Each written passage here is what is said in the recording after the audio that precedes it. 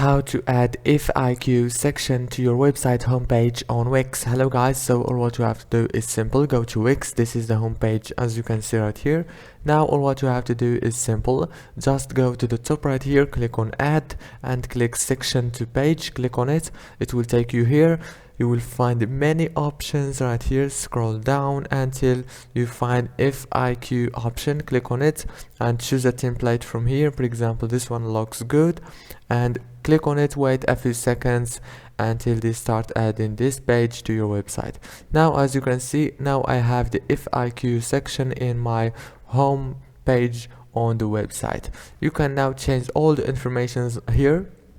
You can change the questions and the answers right here. As you can see here, you can enter your answer, and you can also change the FAQ title, the header, subtitle, and everything. You can also change the image from here.